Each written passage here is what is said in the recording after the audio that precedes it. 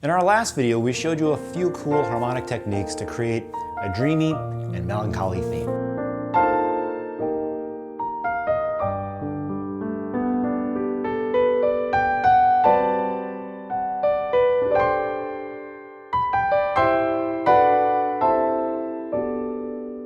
Today, we're going to discuss the techniques that we use to write this theme.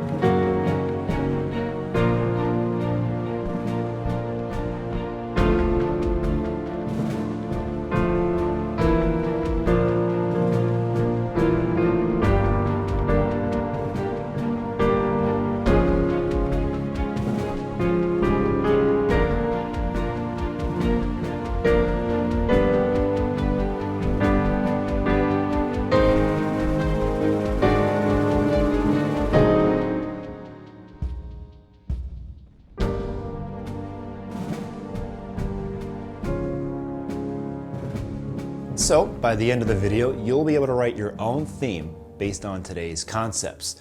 All of our members will receive a PDF that accompanies this video, so make sure to join right here on YouTube to gain access to all of this and all of the other great materials that we publish on a regular basis. In our previous theme, we showed you how effective it is to use chromatic mediant modulations. And today, we'll take this concept to another level by using the chromatic mediant and the tritone system to create really effective chord progressions. If you look at the first two chords in our theme, it's just a D minor to B flat major. These two chords belong to the D minor Aeolian mode. D minor is the 1 minor and B flat is the flat 6. But I want you to see them as two chords a major third apart. And if you look at the rest of the chords in our progression, almost all of them are a major or minor third apart. For example, D to G flat is a major third. G flat major to B flat minor are also a major third apart. You can see all these progressions as chromatic mediant modulations. But these aren't really modulations since we're not establishing the keys for each chord. We're just moving from chord to chord by way of thirds.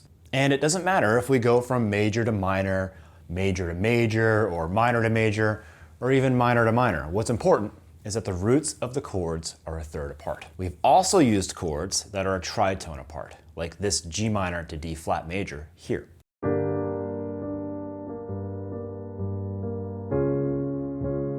Something very useful when you're writing these types of chord progressions is to view these chord relationships within the circle of fifths. Let's draw two circle of fifths in D. Remember, we set the root of the circle by placing it on top of the circle at 12 o'clock. So this is a circle of fifths in D. Every note is a perfect fifth away from the previous note within the circle. Now, if I superimpose a triangle within inside the circle, we can see the chords that are a major third away from D. So we can play D minor to B flat major, or B flat major to F sharp major, or even D minor to F sharp minor.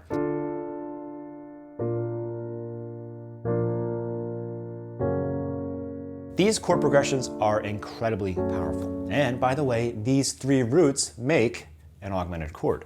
Now, let's draw a square. We get D, F, A flat, and B.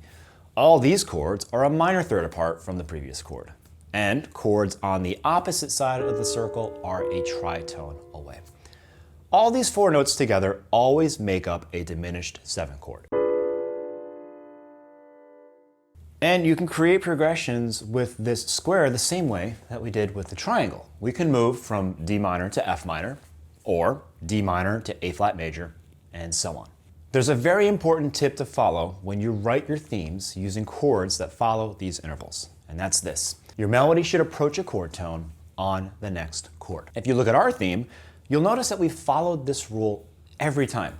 In measure 2, we approached the B flat from below with an A like this. On the D major that follows B flat major in measure 5, the melody is an F sharp, and we approached it with D and F like this. Here's one more. Our target is the root of G minor, and we get to it by playing D, E, F like this.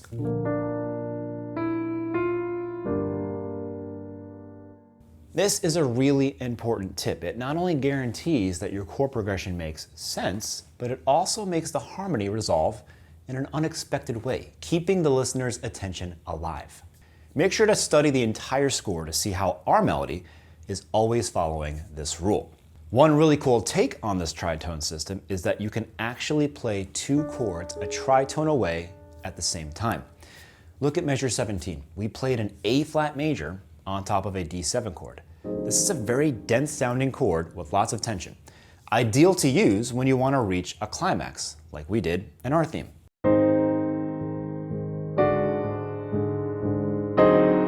And here's another pro tip that you really need to consider when you're writing these types of progressions. Make sure that you use the correct tension for each chord. The tensions in the chord scale that you choose should work on adjacent chords. In the PDF, we labeled most of the chord scales that we used on each chord so that you can study them.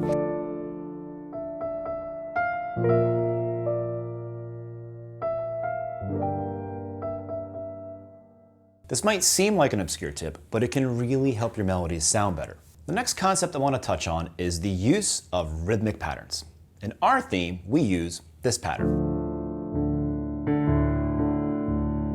Rhythmic patterns provide style context and help establish the groove. Of course, in the recording, we added some percussion with a similar pattern to make the context even more obvious.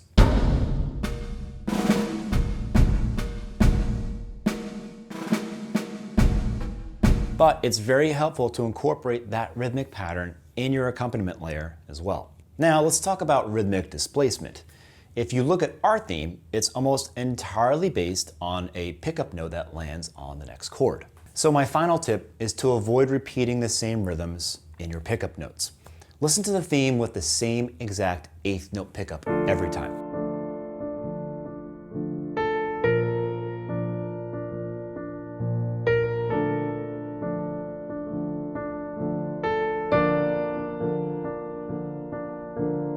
It's too predictable. Instead, add some rhythmic displacement to create rhythmic variations of your motives. Look at our theme. The first pickup is on the last eighth note of measure 1, then on the last quarter, then it's a half note. These displacements are really easy to implement and add so much sophistication to your themes. All right, so here's the entire theme.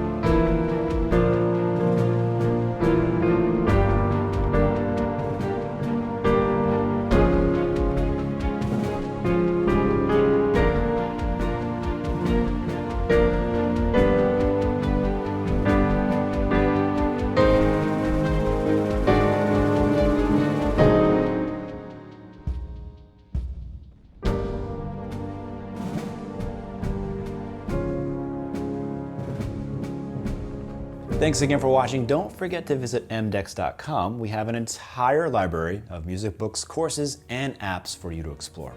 We'll see you on the next video.